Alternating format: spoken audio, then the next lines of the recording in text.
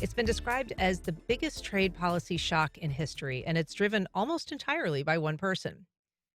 Here to help us understand the context for this sea change is Dr. Kyle Romero, UNF Assistant Professor of History. Good morning, Kyle. Hello, good morning. And Dr. Nick Seabrook, UNF Professor of Political Science. Good morning, Nick. Morning, Anne. It's great to be back. It's great to have you back. Nick, it's been less than 2 weeks since Liberation Day. That's what the president called the day when he announced his sweeping new import taxes. What has happened since then?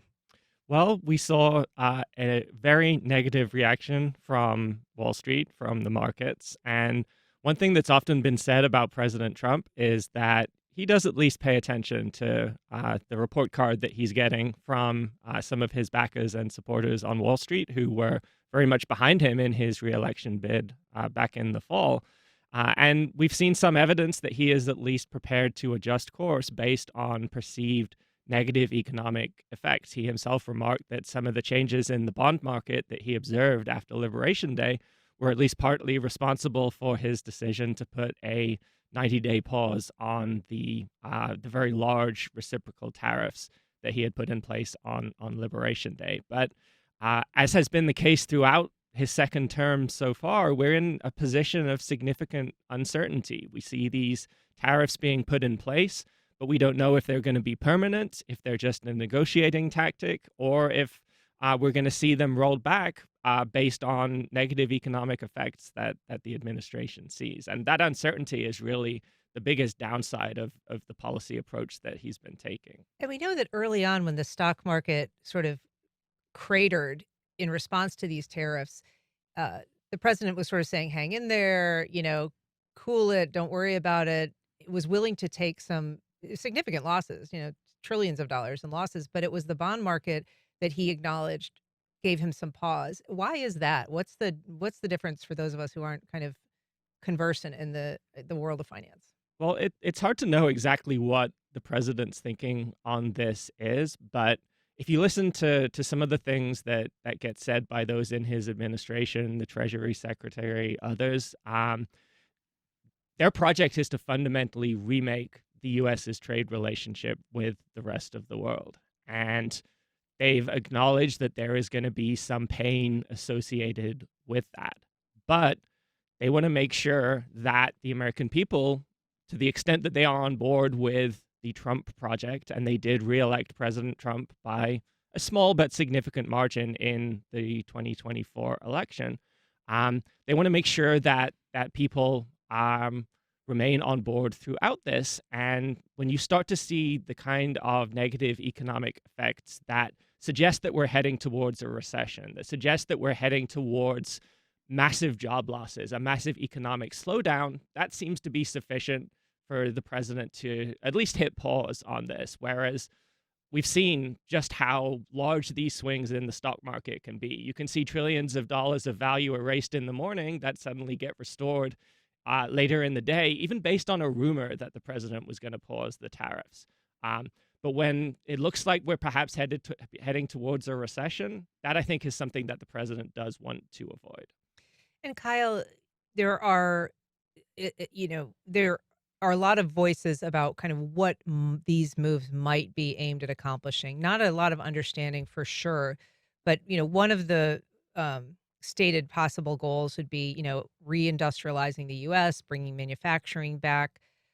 Some say, tariffs are just going to raise more money for the United States. But that would sort of run in conflict with the reindustrialization goal. And then some just say it's a negotiating tool. Do you have, are any of those shaking out to seem more likely than another? Mm.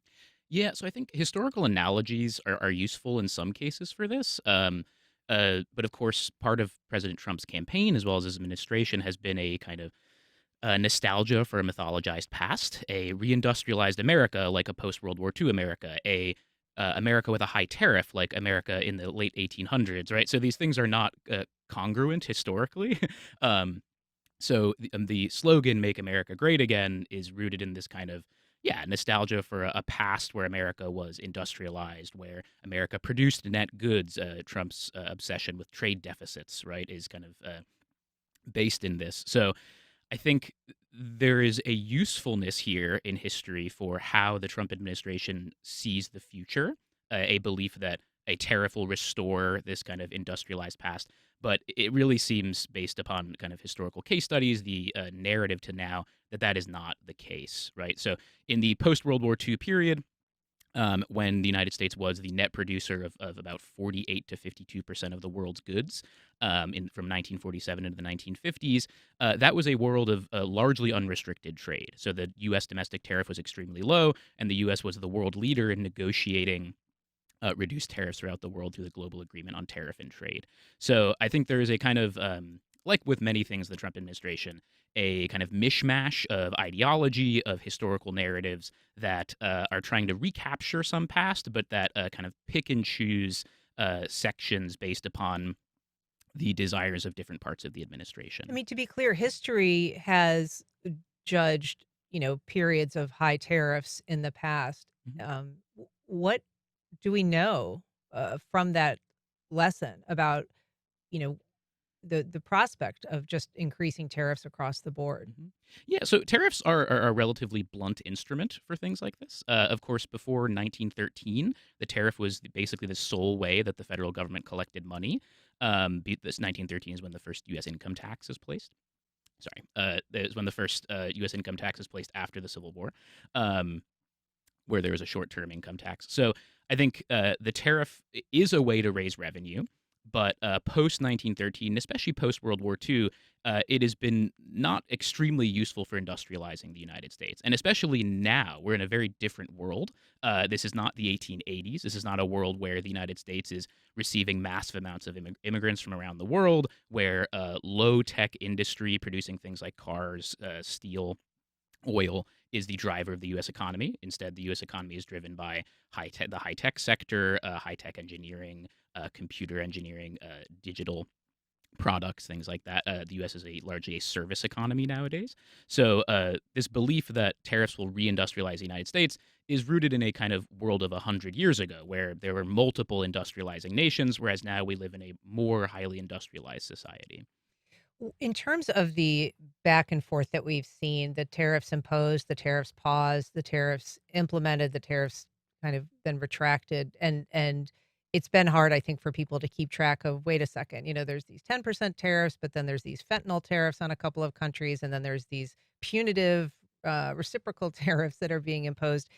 Um, do we have a sense? I mean, I've seen some reports about the effective tariff rate on an average family having gone from about 3% before Trump's inauguration to 27% today. I think that that's a study that Yale did, but it seems to be a constantly shifting prospect.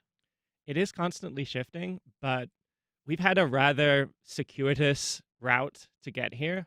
But we have now kind of ended up in a place that is approximately what President Trump campaigned on in the 2024 election, which was 10% tariffs across the board. The idea behind that being that it will boost American manufacturing, that coupled with other strategic investment will allow the US to reindustrialize, to increase its industrial production capacity, which is important because we're facing a major geopolitical rivalry with China. And that is the other component of what he campaigned on, which is considerably higher tariffs on China in order to counter the effect that the huge manufacturing gulf between the US and China might have in the event, say, of an invasion of Taiwan or some other escalating geopolitical conflict with China. So we have arrived at that place. Now it remains to be seen whether we will stay in that place.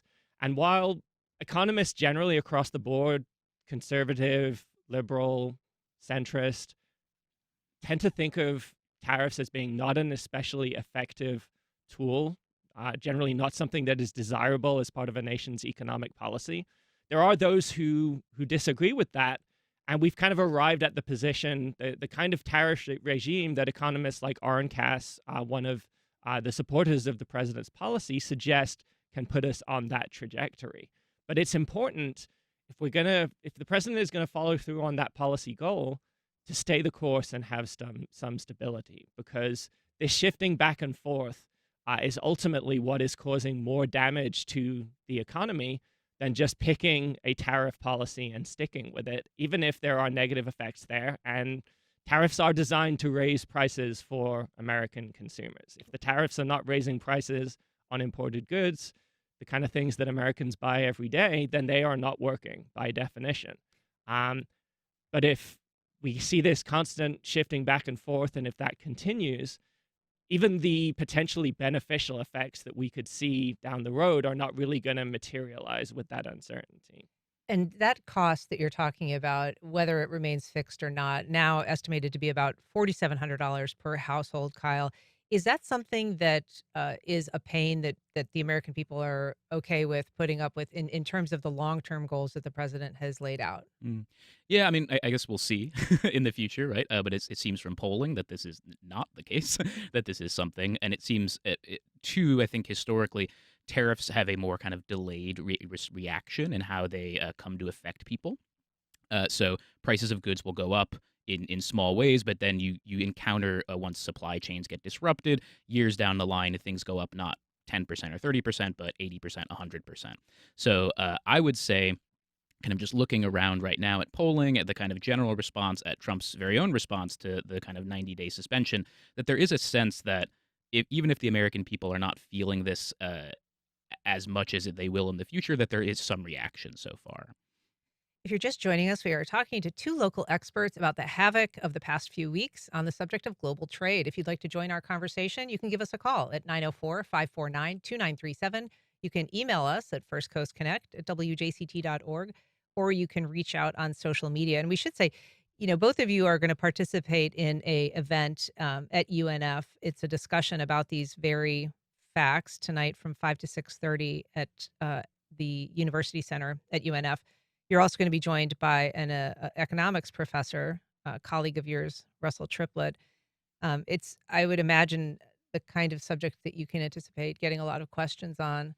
Um, just in your daily lives now, what kind of things are you hearing from people that you work with, your students, your friends, your family? Well, students, I think, are not so worried about the stock market. They're not highly invested in the stock market, um, but they're wondering what their economic future is going to be. As part of what we do in political science, we have a lot of students who intern with government agencies and offices. We have students every semester who go to DC to meet with officials.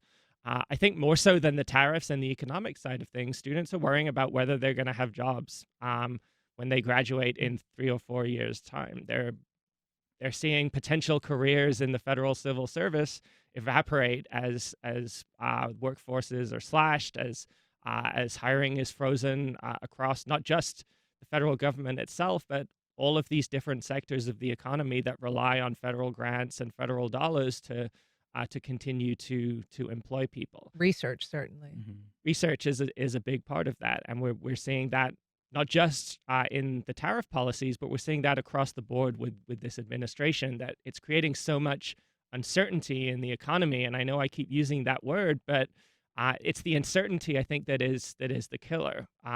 We saw from the Biden administration just how little tolerance the American people have for increasing prices of groceries, prices of fuel, prices of cars, and other things that they buy.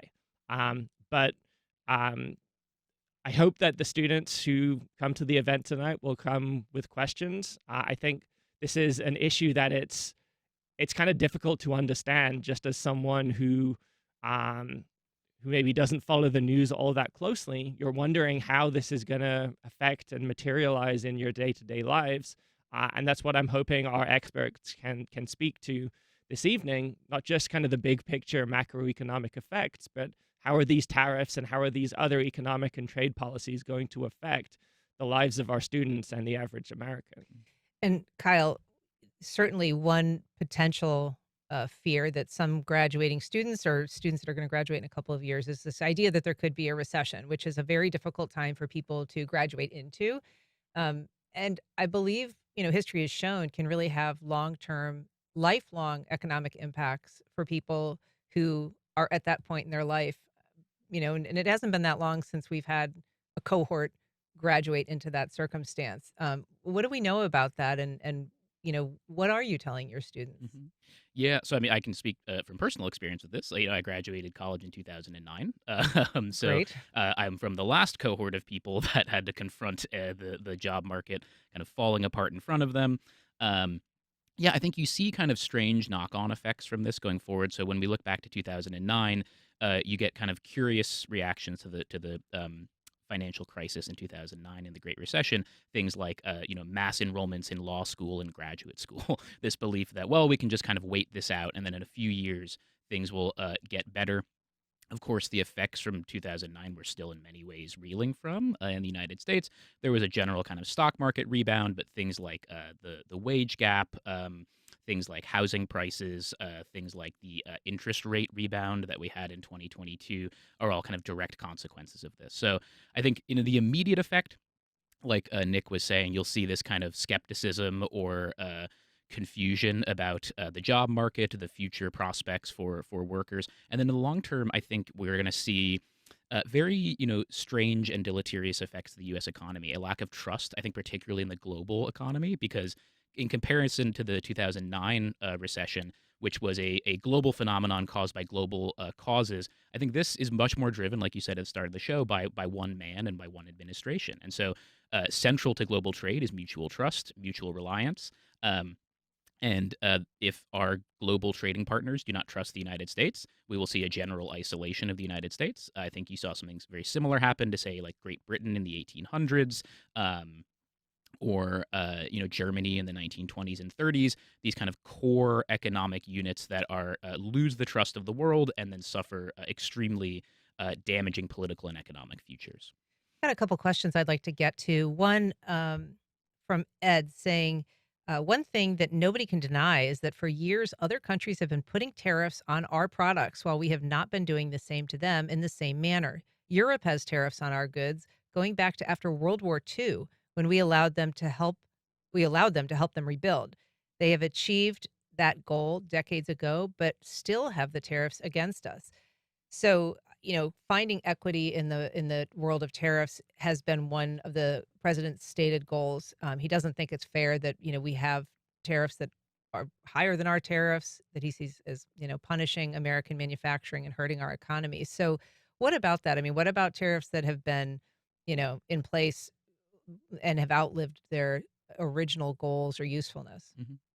Well, I do think it's certainly true that to an extent, the tariffs that U.S. exports face in other countries are somewhat higher than the tariffs, at least in the last few decades, have been for things getting imported into the United States. And if all President Trump had done was to equalize those tariff rates, to impose tariffs that correspond to what other nations are charging the United States, I think that would have been much less disruptive and would have probably not met with the kind of negative reaction that we've seen. But in fact, the tariffs that he has imposed are vastly larger than those that other countries place on US goods. And the reason being that these so-called reciprocal tariffs were not actually based on any kind of analysis of either the direct tariffs or even other types of trade barriers that other nations have on U.S. exports.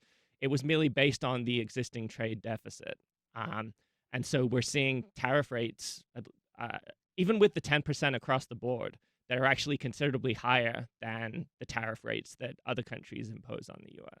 We also have a question from John. He says he wants to know how people can take the tariffs seriously when Trump says they're paid by the exporters when we all know the importers will have to pay them. Yeah, I think a big problem with this moment is, as we mentioned before, the uncertainty and it's the seeming kind of arbitrariness of these tariffs, right? So the fact that the president has complete and total control over reciprocal tariff placement, you get these kind of issues surrounding factuality, right? So, of course, a tariff is an import on goods that a company pays, but those prices are passed on to consumers almost always. Um, So in some ways, this is like I think many things that President Trump says, which there are some elements of truth, but of course obscuring the kind of economic reality. So I think this questioner's point is excellent, right? That trust is something that is very hard to build and maintain, and so yeah, I think that there could be a lot of issues with that in the future. Speaking of trust, there have been some concerns that doing this kind of piecemeal negotiating or, um, dealing with other countries, whether it comes to tariffs or anything else, that it kind of opens the door for corruption. That if you are asking countries or certain kinds of industries to pay more, but they have an opportunity to change your mind, that basically creates a vacuum into which people will be pushing for policy changes based on satisfying the president in one way or another. What's your thought about that as a risk? I think there are a couple of really significant ways that there is a risk of corruption here. The first is just potential inside information. If someone had known even a couple of hours ahead of time that President Trump was going to announce this pause in the reciprocal tariffs, that can potentially be trades that result in making millions, if not billions of dollars in the stock market, just with a couple of hours pre knowledge ahead of time that that's the case. There's also the potential for corruption when it comes to exemptions from tariffs as well. So it's easy to imagine these high tariff rates being put in across the board. And then you have individual companies, individual sectors, individual industries lobbying the president for exemptions to tariffs. And there's not a lot to check potential corruption that could occur when it comes to getting those exemptions as well, particularly when you factor the foray into cryptocurrency that we've seen from this administration. That just creates more avenues for money potentially to flow to the administration and to administration insiders in ways that it's very difficult for the public to track or even know about that it's occurring. And Kyle, just briefly, this some have tried to spin this back and forth as sort of economic mastery. I know that House Speaker Mike Johnson said after the pause on the reciprocal tariffs for 90 days, "Behold the art of the deal." Do you have a sense as to kind of how history will look at this period of economic uncertainty and back and forth? Mm. Yeah, so I think it's tough to say. You know, we're living in this moment right now. But I think the narrative around Trump, especially from his first administration as well, is always trying to find these kind of explanations and grand narratives for things. But I think the lessons that looking back at the first Trump administration that we can learn is that the things that Trump favored the most were unilateral actions that he could enact for whatever reasons he chose. Some of which seemed to be enriching himself personally. Some of which seemed to be benefiting his base, benefiting his allies, things like that. So I think looking at this from this very moment, it is tough to say, but it would seem to me from the lessons we learned from the first administration that this is a kind of the actions of a president that is seeking to benefit use the powers he has to benefit himself and his constituents in the ways that he sees fit. Well, there's so much to talk about. The event tonight is called Trade Wars, a conversation on tariffs. Again, it's at the University Center at UNF from 5 to 6 p.m. tonight. Dr. Kyle Romero, Dr. Nicholas Seabrook, thank you so much for being here. Appreciate it. Thank you. Thanks.